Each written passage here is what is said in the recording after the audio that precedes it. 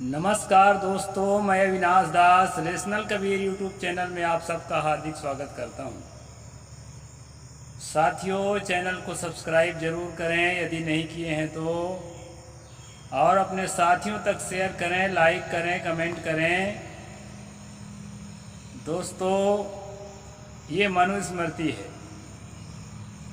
जैसे महीने के दो पक्ष होते हैं, उजाला पक्ष और अंधेला पक्ष, उसी प्रकार दोस्तों मनुष्य के विचारों के दो पक्ष होते हैं, कुछ उजाला पक्ष, कुछ अंधेला पक्ष। कुछ अच्छी बातें भी उसमें होती है। लेखक के कृति में जब भी कुछ लिखता है तो कुछ अच्छी बातें भी लिखता है, क्योंकि उसके पास उसकी किताब को पढ़ने वाले, उसको पालन करने वाले दो तरह के लोग होते हैं। एक तो उसके मित्र, एक उसके शत्रु। यानी वो अपने लोगों के लिए कुछ बातें लिखता है जो काम की बातें होती है, और देश काल के अनुसार वो भी काम की बातें नहीं रह जाती। तो आज हम चलते हैं। मैं शुरू बता देता हूँ कि जो काम की बातें हैं वो आपके लिए नहीं है, क्योंकि इसमें जो है ना, चौथे अध्याय के 80 नंबर श्लोक में पहले ही बता दिया है मनु, ना शूद्राय मतिम दन्याचुष्टम ना हविष्कृतम ना चास्योपदिशे धर्मम ना चास्मृतमादेश। ये शूद्र को युक्ति ना बताएं।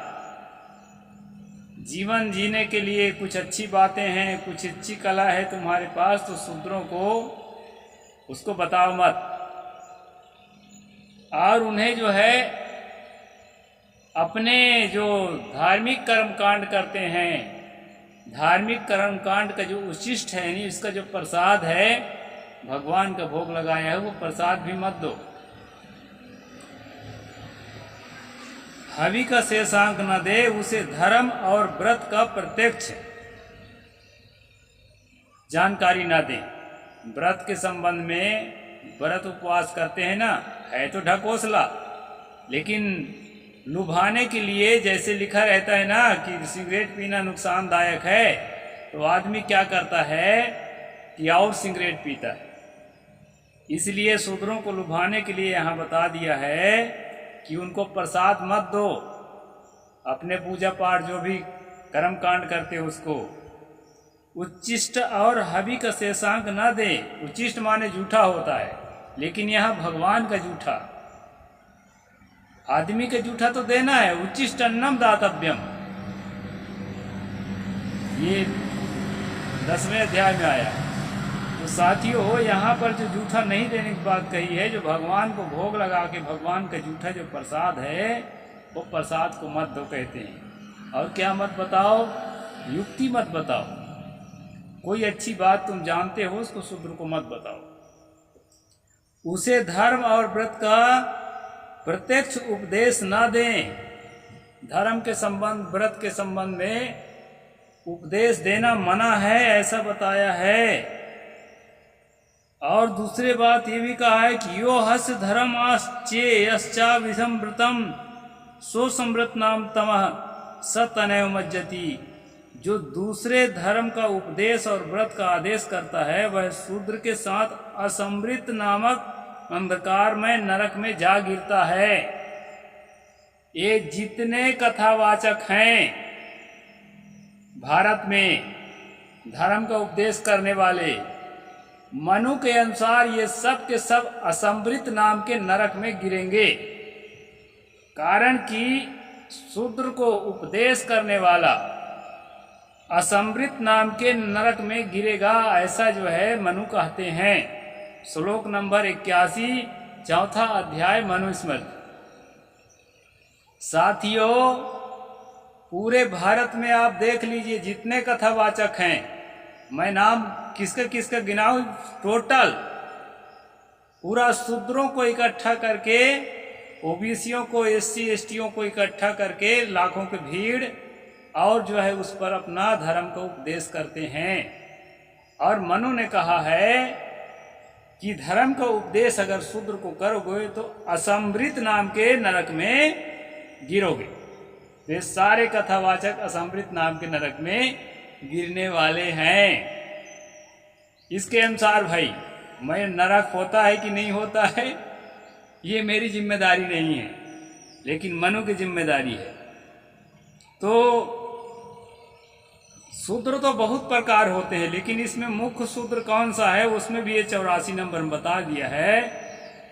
10 सूना समम चक्रम 10 चक्र समो ध्वजा 10 ध्वज समो वेशो 10 वेश समो नृपः। यहाँ जो है नृपः के मतलब राजा नहीं है, क्योंकि ये 84 नंबर के श्लोक में बता दिया है कि शूद्र जो राजा होता है, शूद्र कोई राजा होता है, जिस राजा का जन्म क्षत्रिय से ना हो उसका दान ना ले। इसमें कहा है कि 10 बधिक, बधिक का मतलब हत्यारा, 10 हत्यारा के बराबर एक तेली होता है, 10 तेली के बराबर एक कलार होता है। ये 84 नंबर श्लोक है दोस्तों, चौथा अध्याय का। 10 हत्यारा के बराबर एक तेली और 10 तेली के बराबर एक कलार होता है। फिर 10 कलार के बराबर एक बेसोपजीवी होता है। बेसोपजीवी मतलब जो वेश्या भड़वा का काम करता है। और 10 बेसोपजीवी के समान एक शूद्र राजा होता है। इनसे दान ना ले। यहाँ इनसे दान लेना मना बताया है ब्राह्मण के लिए, और इन्हीं के दान से सारे ब्राह्मण सारे कथावाचक पल रहे हैं और बड़े बड़े बिल्डिंग और बड़े बड़े लग्जरी लाइफ जीने के लिए सारा सामान इकट्ठा कर रहे हैं पूरे भारत में। तो साथियों, ये अपने लिए जैसा अपना काम बने, जिस रीति से अपना काम बने, अगर शूद्र के पांव धो के पीना पड़े तो शूद्र के पांव धो के पी लेंगे, और वोट के समय में पीते ही हैं कई ब्राह्मण जो नेतागिरी करते हैं। तो इनका जो है दोस्तों कोई धर्म नहीं होता है, ये मौका परस्त धर्म है। और अगर मौका परस्त धर्म नहीं है, सच्चे मनु के औलाद हैं, तो मैं चैलेंज के साथ कहता हूं कि शूद्रों को उपदेश देना बंद कर दें असंवृत नाम के नरक से बचने के लिए। ये संभव नहीं है। इस प्रकार दोस्तों आज का प्रसंग ये नहीं है, लेकिन मैं इसलिए इस प्रसंग को उठाया, मैं ये बताना चाहता था कि ये इनकी कुछ बातें अपने लिए होती है, अपने साथियों के लिए, और शूद्रों को उपदेश नहीं देना चाहिए। ये शूद्रों के लिए मनुस्मृति का ज्ञान नहीं है। तो आज जो है स्वतंत्र भारत में हम एक्सपोज करते हैं, आज के प्रसंग पर चलते हैं। कल मैं बताया था भाई भाई का बंटवारा किस तरह से मनु के अनुसार होना चाहिए। बाबा साहेब अम्बेडकर का जो संविधान है दोस्तों, हर भाई को बराबर हिस्सा देने की बात उसमें है, और माता पिता को भी हिस्सा देना है, बहन को भी हिस्सा देना है। यहाँ तो महिलाओं को धार्मिक कार्य से भी दूर रखने की बात कही गई है। धन का हिस्सा तो बहुत बड़ी बात हो जाती है। साथियों, महिलाओं के लिए कहा है, मैं पढ़ के ही सुना देता हूं ताकि आपको संतोष हो जाए कि महिलाओं को हिस्सा है कि नहीं है। महिलाओं को किसी भी चीज में हिस्सा नहीं है दोस्तों। वैवाहिको विधि स्त्रीणाम संस्कारो वैदिक स्मृतः पति सेवा गुरु वासव गृहार्थो अग्नि परिक्रिया। ये जो है दूसरा अध्याय में है। ये कहा है स्त्रियों को वैदिक संस्कार, विवाह विधि ही है, यानी विवाह के टाइम में वैदिक मंत्र स्त्री के सामने पढ़ सकते हैं। इसके अलावा कोई वैदिक मंत्र स्त्री के सामने नहीं पढ़ना है। स्त्रियों के लिए पति की सेवा ही गुरुकुल का वास है, यानी पति की गुलामी करे वो, वही गुरुकुल के वास है। उसको पढ़ने, गुरुकुल में जाके पढ़ने की आवश्यकता नहीं है। हाँ, पति सेवा गुरु वासो, और घर का काम धंधा ही यज्ञ हवन है, उसको यज्ञ हवन में भी शामिल होने की आवश्यकता नहीं है। इस प्रकार दोस्तों स्त्रियों को मनु ने धार्मिक कार्यों में भी हिस्सा नहीं दिया है। धन का हिस्सा तो बहुत बड़ी बात है, धन का तो कोई हिस्सा ही नहीं दिया है। भाई भाई में बांटने की बात कही है, बहन को देने की बात यहाँ नहीं है। जबकि बाबा साहेब अम्बेडकर के संविधान में स्त्रियों को भी, लड़कियों को भी माता पिता की संपत्ति में हिंदू कोड बिल के तहत अधिकार दिलाया गया है। और दोस्तों, ससुराल पक्ष में तो अधिकार होता ही है। खुदा न खास्ता किसी कारणवश संबंध विच्छेद हो जाए या पति की मृत्यु हो जाए तो उसकी वो दुर्दशा करते हैं लोग, जो मैले मन के लोग हैं। उसके लिए बाबा साहेब ने प्रावधान रख दिया है कि मायके पक्ष में भी तुम जमीन ले सकते हो, संपत्ति ले सकते हो, चल अचल दोनों संपत्ति। तो साथियों, यहाँ जो है महिलाओं के लिए किसी भी प्रकार से प्रावधान नहीं बताया है। भाइयों के लिए जो प्रावधान बताया है उसको मैं संक्षेप में पढ़ देता हूँ। पूरा श्लोक नहीं पढ़ूंगा क्योंकि ये बहुत लंबा है। संपूर्ण धन का 20वां और सभी वस्तुओं में उत्तम वस्तु जेठे भाई को और उसका आधा मझले भाई को और उसका चौथाई छोटे भाई को देना चाहिए। शेष में सभी बराबर बांट लें। ये पहले बड़े बड़े लोगों को इतना देना है, इसके बाद जो 8-10 भाई जितना बताया है, जो भी होते हैं बच्चे, वो बाकी को बांट लें। जेठा और सबसे छोटा भाई ऊपर के कहे अनुसार धन को ले। इन दोनों के बीच के जो भाई हैं वे सभी मझले के बराबर 1/40 लें। ये भाई भाई में बंटवारा का नियम है दोस्तों। जेठा भाई सभी धनों में से उत्तम धन, सभी वस्तुओं में से उत्तम वस्तु और 10 पशुओं में से एक उत्तम पशु को ले। यदि सभी भाई समान गुण वाले हों तो ऊपर कहे हुए 10 पशुओं में से एक श्रेष्ठ पशु जेठे भाई को देना चाहिए। वह किंतु उसके सम्मान के लिए औरों से कुछ विशेष दे दे। उसको सम्मान के लिए औरों से विशेष देना है बड़े भाई को। अगर सम्मान के लिए सर्वसम्मति से देते हैं तो ठीक है, लेकिन हिस्से के रूप में अगर देते हैं दोस्तों तो उसका भी उतना ही हक है जितना दूसरे भाइयों का। इस प्रकार सभी भाइयों के पूर्व निर्णयानुसार अपने अपने भाग को लेने के बाद जो बच जाए उसे आपस में बराबर बांट लें। यदि पूर्व निश्चयानुसार भाग ना मिले तो आगे के नियम के अनुसार धन बांट लें। ऑप्शन दिया है कि दूसरे तरह से भी, जेठा लड़का 2 भाग और उससे छोटा भाई 1.5 भाग और इसके बाद वाले जितने छोटे भाई हों सब 1-1 अंश लें। यह धर्मानुकूल विभाग है। कन्या अविवाहित बहनों को सभी भाई अपने भागों में से अलग दें। जो भाई बहन के विवाह के लिए अपने धन का चौथा भाग नहीं देते वे पतित होते हैं।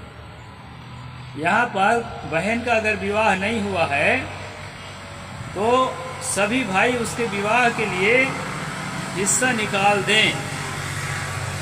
अगर विवाह हो गया है तो कोई बात नहीं। यानी महिला के लिए यहाँ कोई विशेष बात नहीं है। महिला को विवाह के खर्चा के लिए यहाँ बताया है कि अविवाहित बहनों को सभी भाई अपने अपने भागों में से अलग कर दें। जो बहन के विवाह के लिए अपने धन का चौथा भाग नहीं देते वे पतित होते हैं विवाह के लिए। इस प्रकार है दोस्तों। तो भेड़, बकरा और घोड़ा आदि पशुओं को बराबर बराबर बांट लें। यदि बराबर बांटने से शेष बचे तो वह ज्येष्ठ भाई को और दे दें। बराबर बांटने से कभी कभी बच जाता है। जैसे अंकों में 1/3 लिखेंगे तो शेष बचे ही रह जाता है। तो ऐसा शेष बचे रह जाए तो उसको जो है बड़े भाई को दे देना चाहिए। अगर ससम्मान देते हैं तो अच्छा है, कोई बुरा नहीं है, किंतु उन्हें बेचकर उसके मूल्य का बंटवारा ना करें। यदि छोटा भाई जेठे भाई के स्त्री में पुत्र उत्पन्न करे तो उस पुत्र को अपना चाचा के समान ही धन का हिस्सा मिलेगा। यह धन की व्यवस्था धर्मतः नियत है। ये जो है दोस्तों, यहाँ आपको उल्टा लगेगा।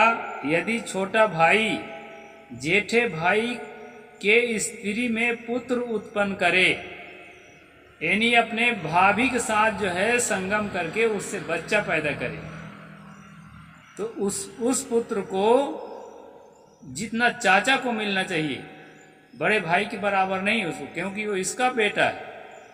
हालांकि ये थोड़ा घिनौना लगता है आज के युग के हिसाब से कि कोई हमारे यहाँ तो भाभियाँ जो है बच्चे के समान देवर को समझते हैं और देवर भी माँ के समान आदर देता है।